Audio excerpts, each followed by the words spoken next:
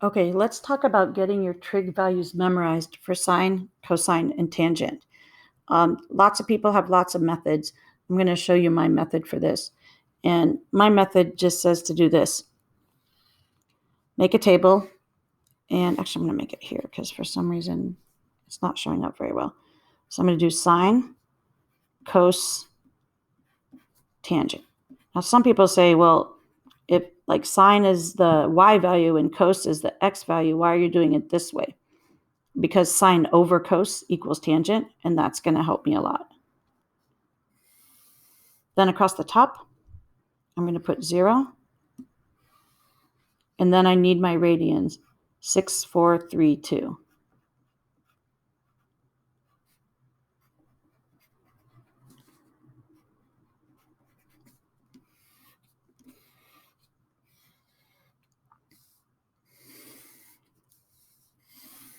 Now, I remember that sine on the function graph, sine looks like this, right? Or on the unit circle, sine is my y values. So I know that sine of 0 is 0. And then remember I said we just go up the hill? Well, if we're just going up the hill, I go up 1, 2, 3. That's root 2, root 3, all over 2. Right, 0, 1, 2, 3. And then I just call this big 1. Cosine just goes down the hill. So if you remember the cosine graph, let me see where is a good place to put cosine. Here we go. Cosine graph looks like that. So cosine starts at 1 and then goes down the hill. It's actually just this in reverse. Root 3 over 2, root 2 over 2, 1/2, 0. So sine, 0, 1, 2, 3, big 1. And if you think about your unit circle, the y values are doing that. And then cosine, 1, 3, 2, 1, 0. Tangent, sine over cos. And you really should get these memorized so you don't have to spend a lot of time on them. But this one is sine over cos, 0 over 1. That's legit. Then sine over cos here is going to be root 3 over 3. This one is 1. This one is root 3. This one is undefined. Okay, once I know this one is root 3 over 3, then I've got it made. Right? 0, root 3 over 3, 1, root 3, because root 3 would be bigger than root 3 divided by 3, and undefined. Because remember that our tangent graph looks like this.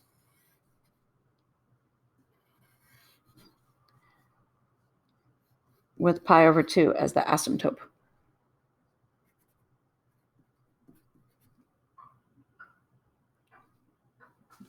Okay?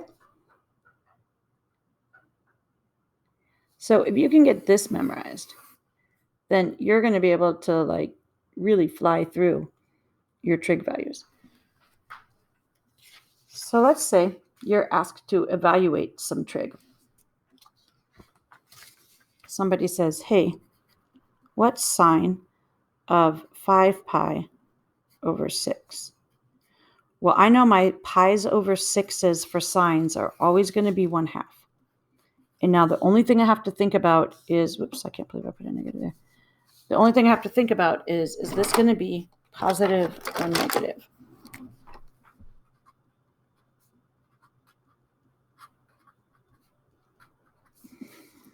Well, when I think of my sine graph, my function graph, with pi being right in the middle, any value of sine that's less than pi is going to be positive. Or I can think of my quadrants. All students take calculus. So in quadrants 1 and 2, if the radians come from quadrants 1 or 2, then sine is going to be positive. Okay, let's do another one. I have a lot of paper here. Let's go on the back of one of the old ones. Say somebody said, hey, what is cos of 11 pi over 6? Well, any cos of pi over 6 is going to be some sort of root 3 over 2. Okay, for me, I remember the function graph, and pi over 6 is the first radian. So that's up pretty high. That's root 3 over 2. Now, 11 pi over 6, that's getting pretty close to 2 pi. So I can see that's part of the positive area.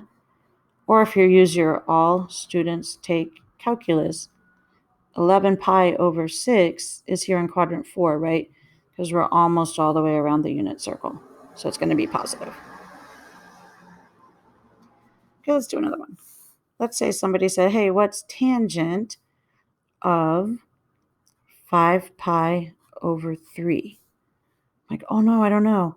So look, I just draw a really quick tangent graph. Oh yeah, so pi over 6 is smaller than pi over 3. So this one must be root 3 over 3. This one is root 3. Now 5 pi over 3, what quadrant is that? It's not here because that's pi over 3. This quadrant is 2 pi over 3. This quadrant is, did I miss a pi over 3? 4 pi over 3. And this quadrant is 5 pi over 3. So the only thing that's positive in this quadrant is cosine.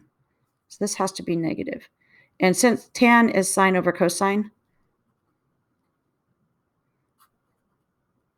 in quadrant 4, sine is negative and cos is positive, which that'll give me a negative answer there. Okay, but you really want to have this table memorized so that you don't even have to look at it. And then everything else is just getting the signs involved. So let's do a few more. And here, I'll try to conserve paper. I'll try these on your own. I'm just going to make some up here.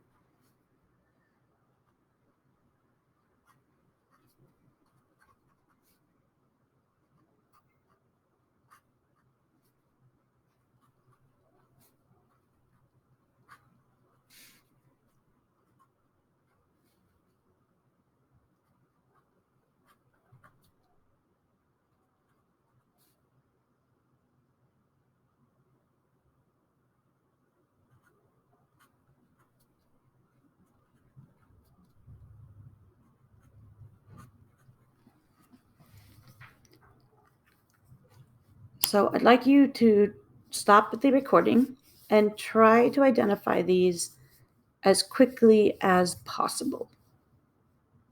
And then when you turn the recording back on, I'll go over them and I'll kind of show you the logic. Okay, if you haven't done these yet, go ahead and stop the recording and do them. There's not much point in just copying my answers off the recording. So sine of pi over 2, I'm just going to think, if I'm thinking about the unit circle, here's pi over 2, sine is 1. But in my world, I think a lot more about the sine function graph. And pi over 2 is here, halfway to pi. That gets me 1. And it's positive because I'm in quadrant 1, or the way I think of it, it's a sine, it's an angle less than pi. Okay, cos 5 pi over 4. Oh my gosh, I love the pi's over 4s because it's going to be root 2 over 2, or if it's a tangent, it's going to be 1. So cos 5 pi over 4. Well, what quadrant is 5 pi over 4? This quadrant is pi over 4. This quadrant is 3 pi over 4. This quadrant is 5 pi over 4. So this is where I might use my all students take calculus. So the only trig values in quadrant 3 that are positive are tangent. So that means cos must be negative. I also think of cos, like this. Here's pi. Here's 5 pi over 4. So the middle of cos, so to speak, is always negative. Tan, 2 pi over 3. Oh no, is it root 3 or is it root 3 over 3? Well, pi over 6s are going to be here. Any pi's over 3s are up a little higher or down a little lower. So I know this is going to be my root 3 number. And then 2 pi over 3, am I going to be positive or negative? Well, tangent is actually going to be negative here because 2 pi over 3 falls in this quadrant. So I got it. Okay, sine of 4 pi over 3. And I'm like, oh man, is it root 3 over 2 or 1/2? Root 3 over 2 or 1/2? Well, when I think about my sine graph again,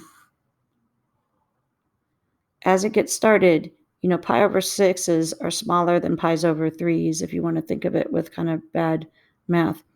So pi over 6 is my 1/2. Then, of course, root 2 over 2 for the 4s. So this one is the root 3 over 2. It's further up the hill in quadrant 1 anyway. And 4 pi over 3, well, that takes me into quadrant 3, right? Because 3 pi over 3 is the same as pi. And then 4 pi over 3 takes me in here. Only tangent's positive here, so I'm negative. Also, sine 4 pi over 3. 4 pi over 3 is bigger than pi, so it's going to be negative. All right, cos pi over 3. Well, you know what? If sine of 4 pi over 3 is root 3 over 2, then this has to be like 1/2, right? Also, if you think of a cos graph, here's your pi over 6. It's up pretty high, so that's your root 3 over 2. Here's your pi over 3. It's down lower, so it's your 1/2 value. And pi over 3 is quadrant 1, so it's positive. Ooh, tangents. Anytime you have a tangent over 4, 7 pi over 4, it's a 1. Is it positive or negative? Well, all students take calculus. 7 pi over 4 is here, negative.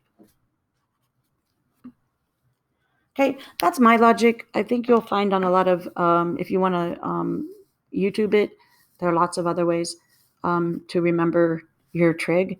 To me, it all depends on memorizing that basic table right here, that you can write this out for quadrant 1 in like 20 seconds. And once you get this, then everything else follows pretty quickly.